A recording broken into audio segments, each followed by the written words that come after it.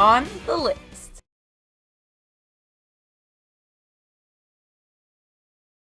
Hello, I'm Orestria, and this is The List. What is The List? Well, I have a list on my computer of over 150 things, at time of recording, that I want to watch. This series is to highlight my progress through the list and share my thoughts on things when I finally have the time to watch them. Let's go!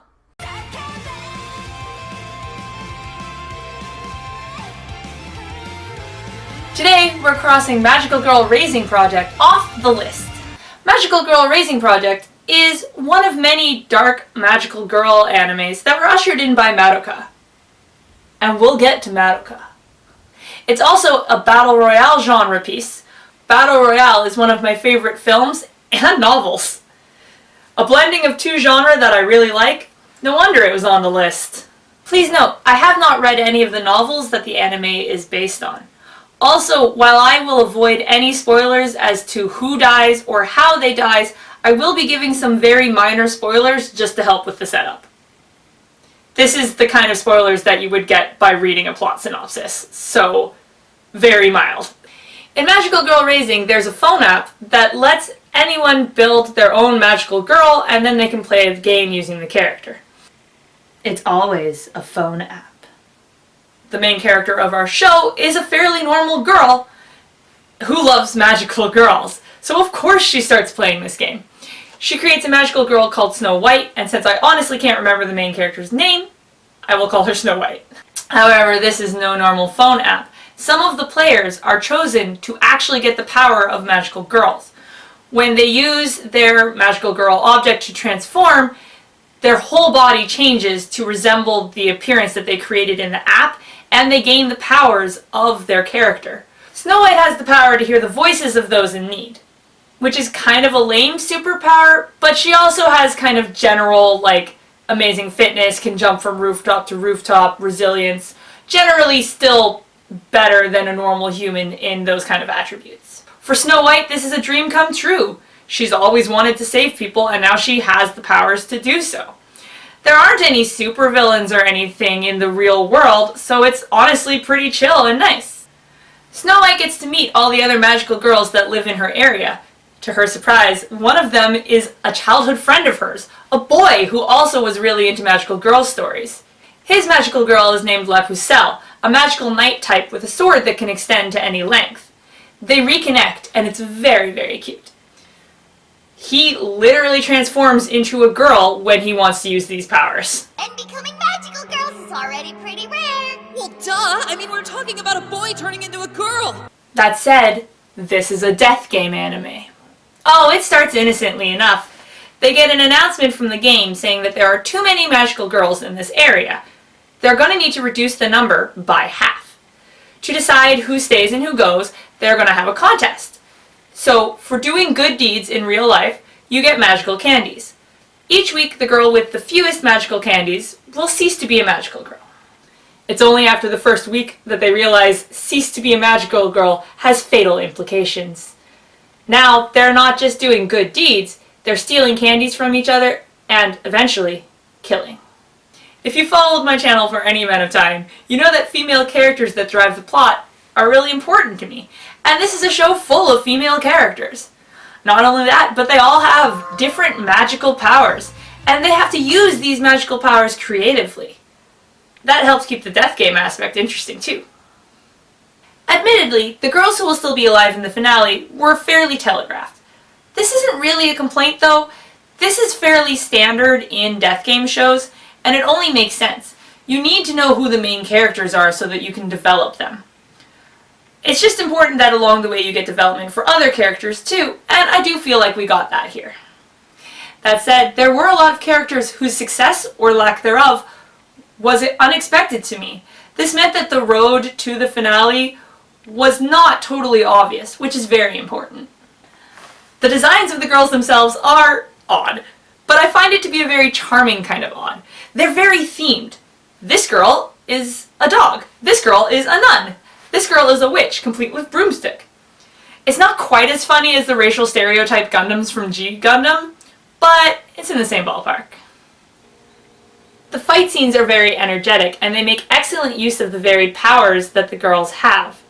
Some of the powers, when you first hear them, you instantly think it's weak, or you instantly think it's overpowered.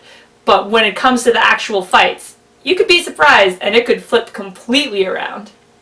One of my favorite aspects of Battle Royale type shows is seeing the characters' reactions to the realization that there is no way out. Some people try to stick to their morals and see if they can survive without killing.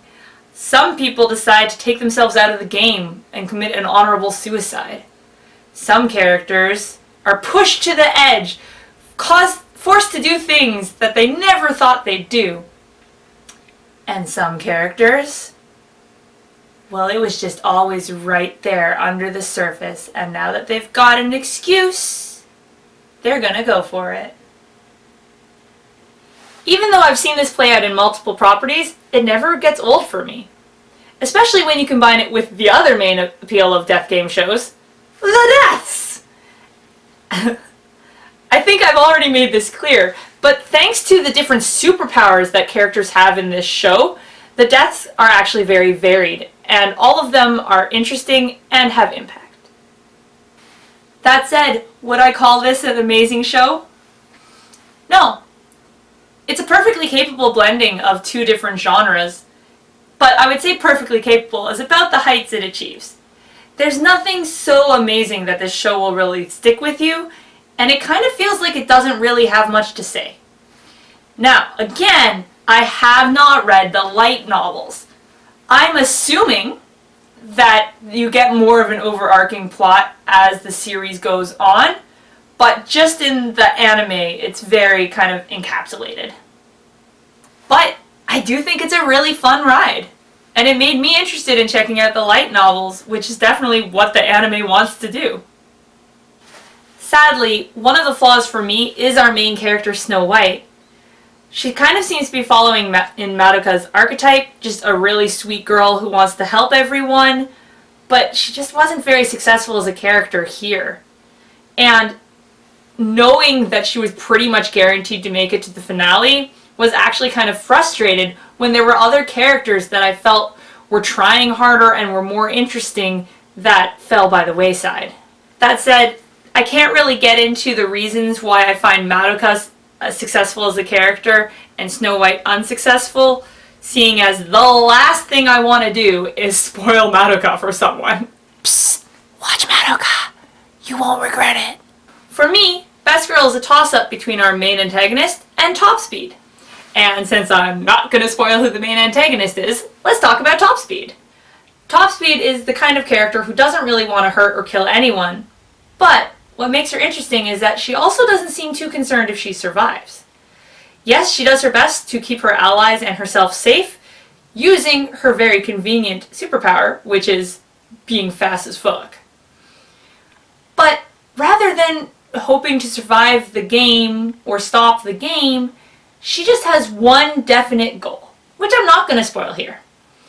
And as long as she succeeds in that goal, she doesn't care what happens to herself.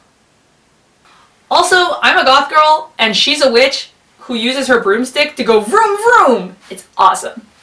I have these best boy and best girl categories mostly as an excuse to talk more about characters that I really liked, and also as a nod towards anime fandom in general.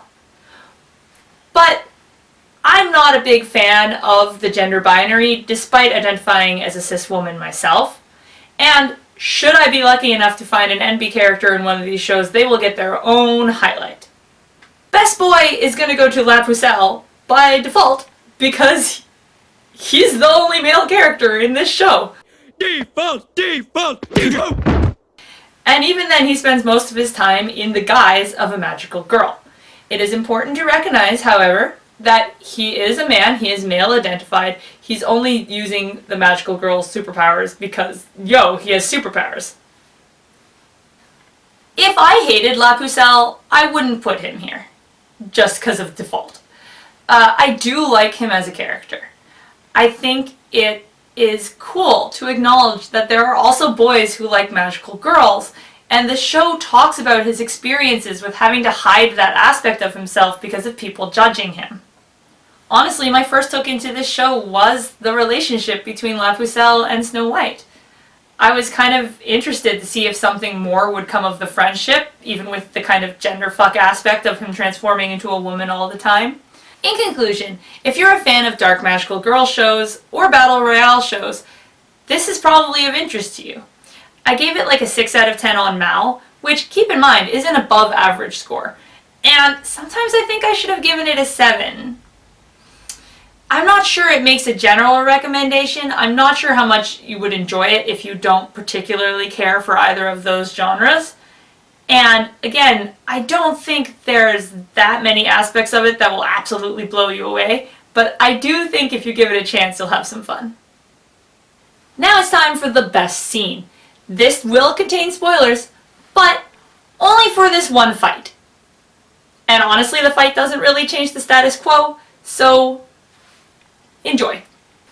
It's the Hardcore Alice versus Calamity Mary fight. Of course it's the Hardcore Alice versus Calamity Mary fight.